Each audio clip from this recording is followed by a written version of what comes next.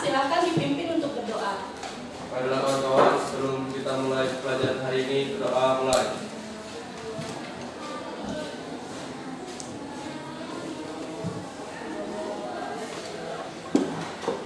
Selesai. Oke, baiklah, untuk menanamkan rasa nasionalisme, sebaiknya kita menyanyikan lagu nasional ya, seperti biasa. Petugas hari ini siapa? Oke, baik, silakan dipimpin teman-teman. Baiklah kawan-kawan, kita berdiri.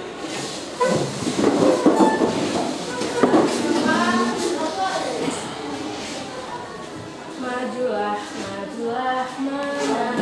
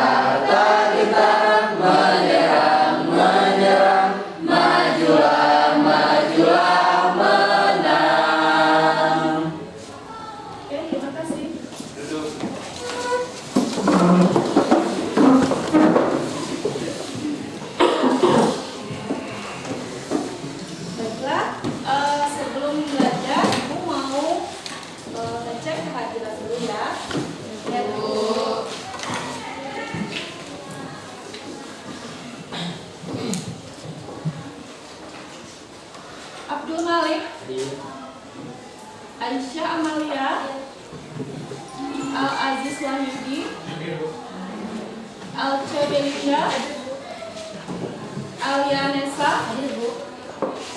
Andika Anli, Kika Yunifia, Daniel Gali,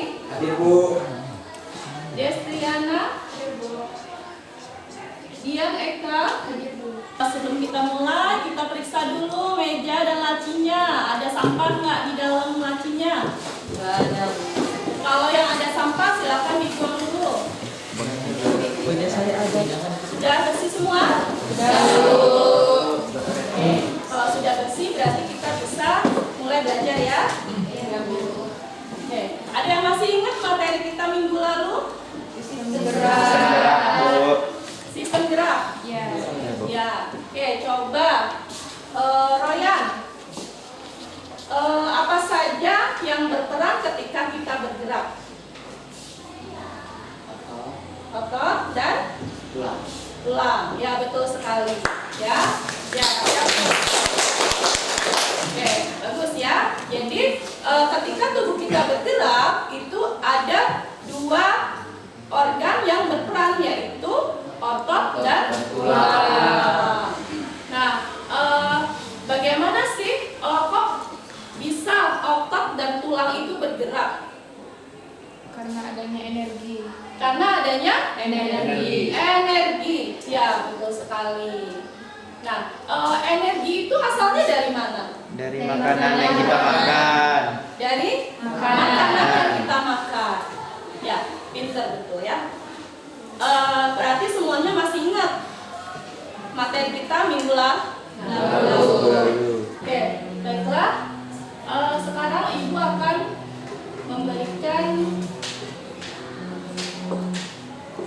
membacakan tujuan pembelajaran kita hari ini, ya.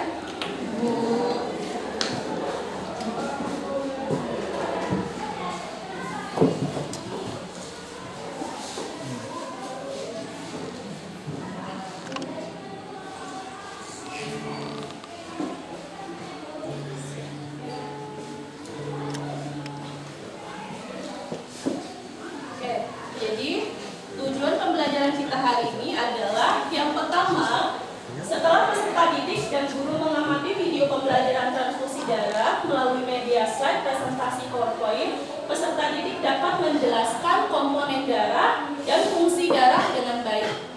Kemudian yang kedua, setelah peserta didik mengkaji literatur berupa modul pembelajaran dan buku paket, peserta didik dapat menentukan golongan darah dengan tepat. Yang ketiga, setelah peserta didik mengkaji literatur berupa modul pembelajaran dan buku paket, peserta didik dapat menganalisis proses pembekuan darah dengan baik. Dan yang keempat, melalui kegiatan presentasi, peserta didik mampu menyajikan karya tulis tentang kelainan pada struktur dan fungsi darah, jantung, pembuluh darah yang menyebabkan gangguan sistem sirkulasi manusia, serta kaitannya dengan teknologi secara tepat. Nah, itu adalah tujuan pembelajaran kita hari ini. Jadi diharapkan setelah kalian mempelajari tentang sirkulasi, kalian bisa menerapkan tujuan pembelajaran ini. Ya? Bisa ya? Sebelum kita memulai pelajaran, kita akan mengukur kemampuan awal kalian ya. Ibu akan memberikan pretest. Ya, Ibu akan bagikan ke grup kelas linknya. Silakan dibuka dan dikerjakan.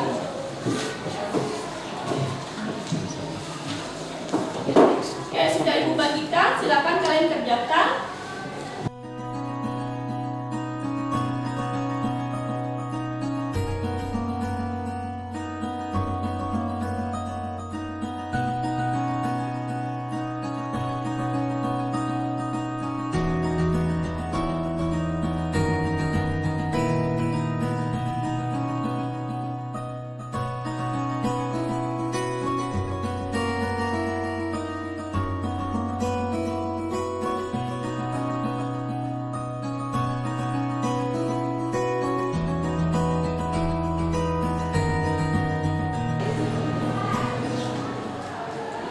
Baiklah, waktunya cukup. Bisa dilihat nilai kalian langsung, nilai awal ya. Nanti setelah belajar, Ibu akan adakan post test untuk mengukur kemampuan akhirnya setelah belajar. Jadi nanti bisa dibandingkan antara kemampuan awal dan kemampuan akhir. Ya. Baiklah, sekarang kalian bisa saksikan tayangan yang Ibu tayangkan ya.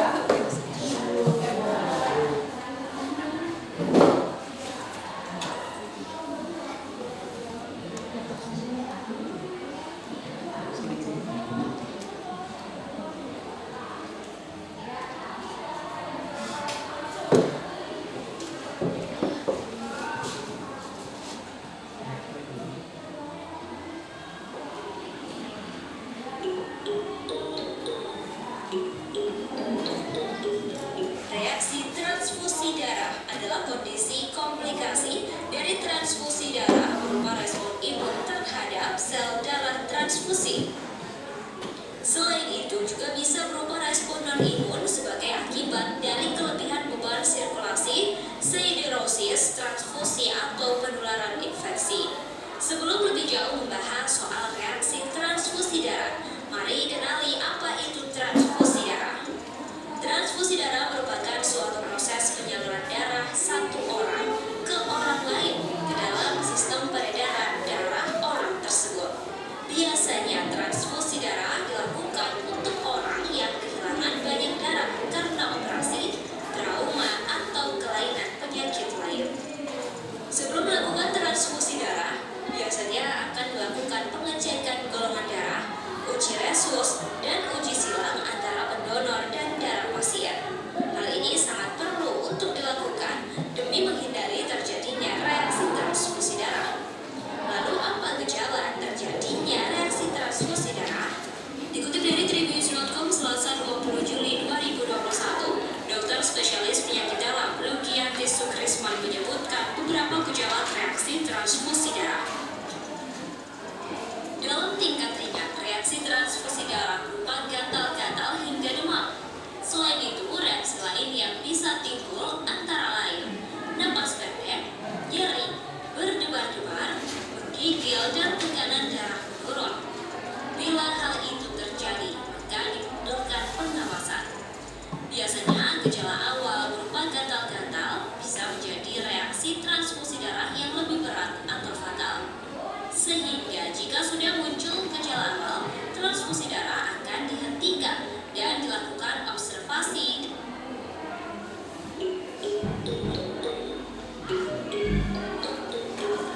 Reaksi transfusi darah adalah kondisi komplikasi.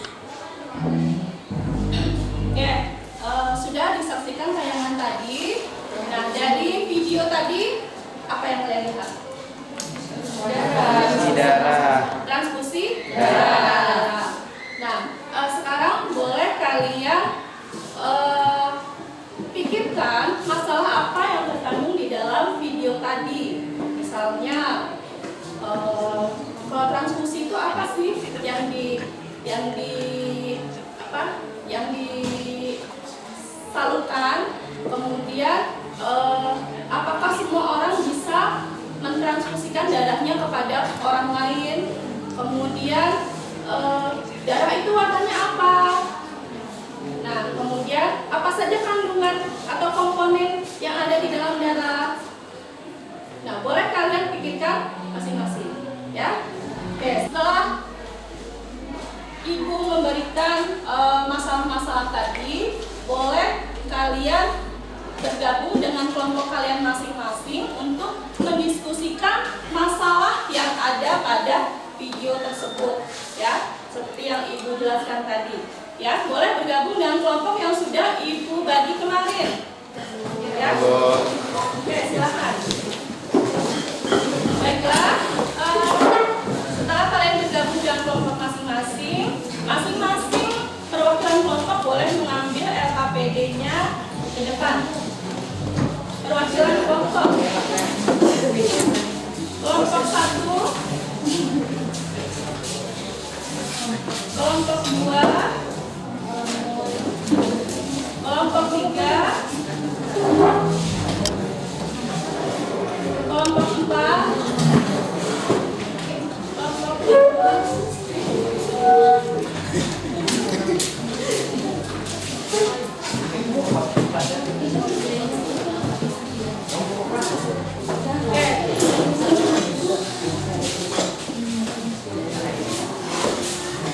Silakan kalian diskusikan permasalahan-permasalahan yang ada, yang kalian temukan, dan tuangkan di dalam LKPD yang sudah Ibu bagikan. Ya, boleh bekerja sama.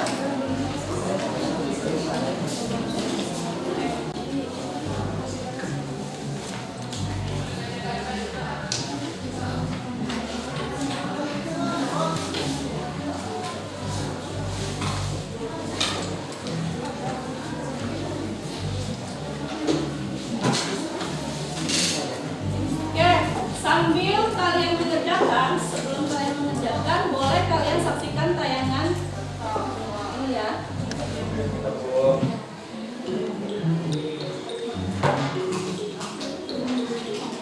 Reaksi transfusi darah adalah kondisi komplikasi dari transfusi darah.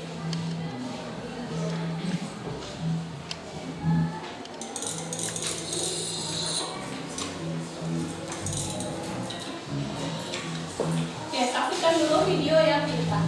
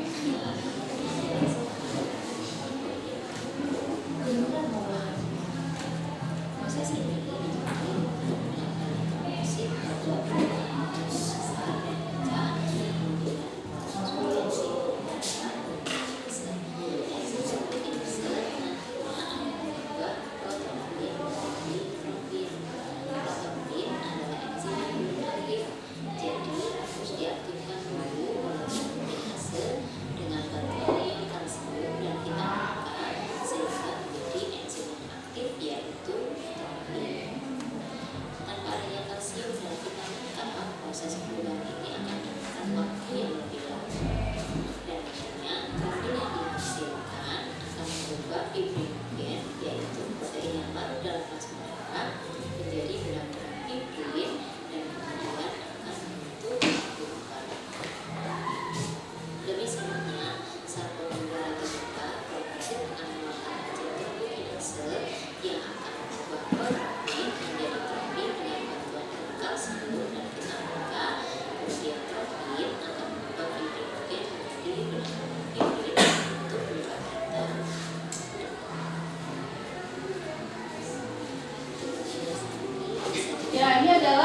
mekanisme pembekuan darah ya. Mekanisme pembekuan darah dari jaringan terbuka sampai menjadi jaringan kita itu tertutup kembali. Oke, setelah menyaksikan tayangan tadi, boleh kalian kerjakan LKPD yang sudah ibu berikan.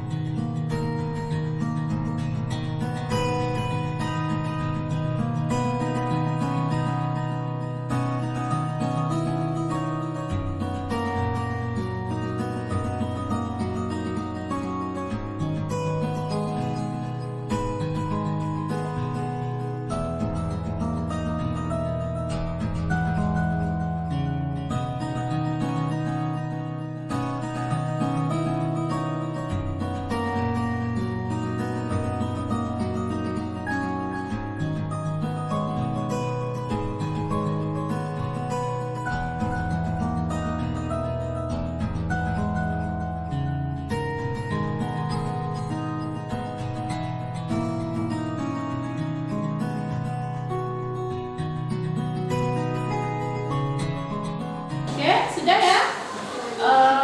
Sudah 20 menit kalian mengerjakan LKPD. Sekarang waktunya kita mempresentasikan hasil karya kalian. Oke, kelompok 1 siap? Siap. Oke, silakan.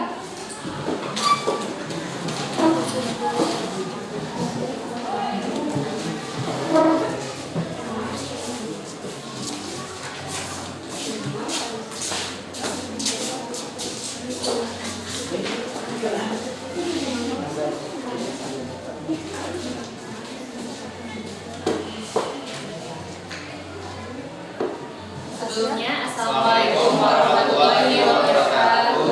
Waalaikumsalam warahmatullahi wabarakatuh. Di sini kami dari kelompok 1 akan mempresentasikan mengenai komponen darah. Yang pertama ada plasma darah. Bisa dilihat di LKPD di gambar A yang ciri-cirinya berwarna kuning pucat yang membentuk sekitar 55% dari volume darah dan sisanya 45% terdiri atau berupa dari sel-sel darah. Ciri-ciri yang kedua yaitu persentase komponen-komponen utamanya. Ada 4, yang pertama air terdiri dari 29 sampai 90%. Yang kedua ada protein dari 0 sampai 7%. Yang ketiga ada garam organik terdiri dari 1% dan zat lainnya sedikit dari komponen utama lainnya. Fungsi dari plasma darah yang pertama mengangkut sari-sari makanan ke seluruh tubuh. Yang kedua mengangkut limbah hasil metabolisme dari seluruh tubuh. Yang ketiga mempertahankan volume darah. Yang keempat mengangkut elektrolit ke seluruh tubuh. Yang kelima menjaga sistem kekebalan tubuh. Yang ketujuh membantu mengumpulkan darah. Yang kedelapan mengatur suhu tubuh. Yang kesembilan meningkatkan sedimentasi sel darah merah. Yang terakhir mengangkut hormon. bentuknya komponen darah ini ada sel darah merah. Nah, pada spermatozoa tadi ada 45%. Nah, dari 45% itu yang merupakan sel darah merah itu hanya 99%. Sel darah merah juga disebut dengan eritrosit. Nah, ciri-ciri dari sel darah merah ini bentuknya itu melingkar, pipi, dan berbentuk cakram bikorka yang telah matang dan tidak mempunyai nukleus. Kemudian berdiameter kurang dari 0,01 mm dan elastis. Kemudian fungsinya ini, fungsi sel darah merah ini untuk mengangkut hormon, kemudian mengangkut oksigen dan karbon dioksida. Yang berikutnya ada sel darah putih. Dari 45% tadi hanya ada 1% dari sel darah putih. Yang ciri-cirinya tidak berwarna, memiliki inti sel atau nukleus, dapat bergerak secara amoeboid, dapat menembus di dinding papiles atau diapedesis. Fungsinya berfungsi dalam pertahanan dan kekebalan tubuh, dan seperti melawan mikroorganisme atau molekul asing penyebab penyakit atau infeksi seperti bakteri, virus, dan lain-lain. Nah, yang selanjutnya untuk gambar B, C, dan D, perbedaan untuk sel darah merah, yaitu inisialnya tidak ada, hemoglobinnya ada, jumlahnya 0,01 mm, bentuknya melingkar dan juga pipi, waktu hidupnya 100 sampai 120 hari, serta fungsinya mengangkut atau menyedarkan oksigen dan karbon dioksida. Nah, untuk sel darah putih sendiri, ada inisialnya ada, hemoglobinnya tidak ada, untuk jumlahnya 4.500 sampai 10.000 mm. Untuk bentuknya tidak beraturan dan juga waktu hidupnya 12 sampai 20 hari, serta fungsinya dalam pertahanan dan juga kekebalan tubuh. Selanjutnya gambar yang D, trombosit atau keping darah, inti selnya tidak ada, hemoglobinnya tidak ada, jumlah 150 sampai 3.000 mm3, bentuknya bulat, onjong, tidak beraturan, waktu hidupnya 10 hari, berfungsi sebagai pembekuan darah.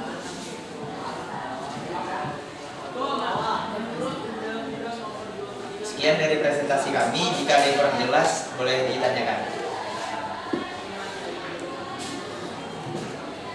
Oke, silakan. Kan jadi kita tuh perkenalin, nama aku Aisyah Mariadana Ais dari kelompok 4. Aku menanyakan, kita tuh biasanya kena luka. Nah, luka itu tuh proses penyembuhannya lama. Nah, kenapa bisa gitu? Jadi pertanyaannya tadi, kenapa kalau lagi luka terus berdarah itu biasanya nggak perlu waktu lama sampai akhirnya luka itu berhenti? Nah, jawabannya karena tubuh kita memiliki mekanisme pembekuan darah atau disebut juga sebagai koagulasi. Prosesnya di mana darah membentuk gumpalan atau bekuan darah guna menutup dan memulihkan luka serta menghentikan perdarahan. Apakah jawabannya terjawab? Pertanyaan. Untuk kelompok lain ada yang kurang jelas? Jika tidak ada yang ingin ditanyakan lagi, kami cukupkan presentasi kami sampai di sini. Kami akhiri. Wassalamualaikum warahmatullahi wabarakatuh. Waalaikumsalam warahmatullahi wabarakatuh. Kasih aplaus.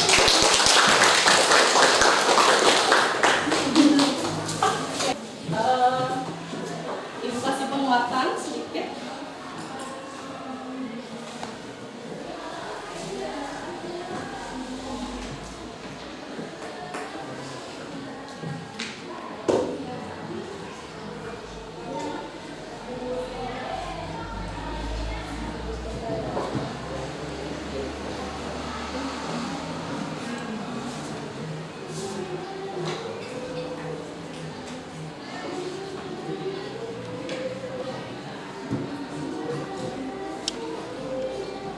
Jadi tadi kita tahu bahwa, kita ulangi sebentar ya, sedikit, darah itu terdiri dari dua bagian, yaitu cairan darah dan sel-sel darah. Ya, sel-sel darah dibagi menjadi tiga, yaitu sel darah merah, sel darah putih, dan sel darah. Itu bisa kita lihat ketika kita mengendapkan darah. Ketika ketika kita menyedapkan darah itu akan terpisah menjadi 3 bagian yang kita lihat. Paling atas cairan yang bening itu adalah cairan plasma. Kemudian yang tengah yang sedikit itu adalah sel darah putih, yang bagian bawah yang keruh berwarna keruh itu adalah sel darah merah. Ya. Kemudian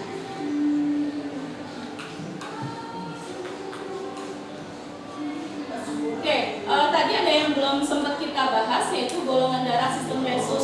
Nah, ada golongan darah sistem resus ini ditemukan tahun 1940 oleh Landsteiner dan Weiner. Dinamakan resus karena dalam riset digunakan darah resus. Ya, jadi dari baik ya, sudah jelas? Resus. Oke, baiklah. Berarti materi untuk peredaran darah, golongan darah sampai pembekuan darah ini kita sudah selesai. Baiklah, sekarang kita post-test untuk mengukur kemampuan kalian. Jadi bakunya dikembalikan aja. Baiklah, untuk mengukur kemampuan kalian, apakah kalian sudah paham dengan pembelajaran hari ini? Ibu akan mengadakan post-test yang menggunakan Google Formulir, ya. Linknya sudah dibagikan di kelas. Silahkan dikerjakan di Google Formulir.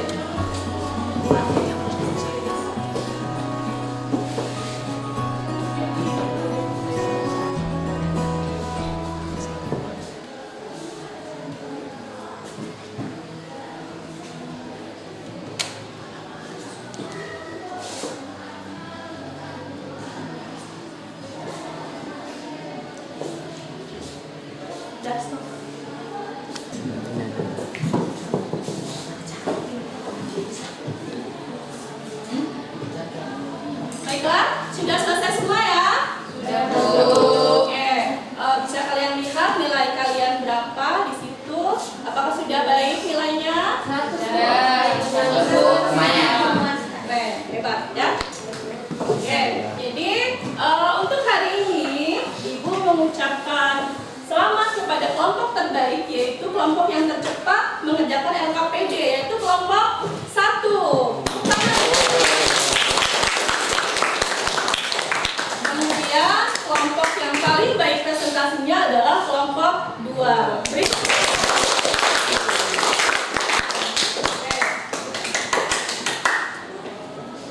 Nah, sekarang Ibu akan memberikan materi untuk minggu depan, untuk pertemuan berikutnya. Kita akan masih mempelajari tentang sistem peredaran darah, tapi kita membahas tentang mekanisme otot. Nah, jadi silakan kalian boleh membaca literatur di rumah, boleh dari internet, boleh dari buku paket atau modul tentang mekanisme otot, ya. Ya, Bu. Untuk persiapan di pertemuan berikutnya. Paham ya? Paham. Oke, baiklah. Kalau sudah paham, akhir pelajaran kita Ibu akhiri dengan wassalamualaikum warahmatullahi wabarakatuh. Waalaikumsalam.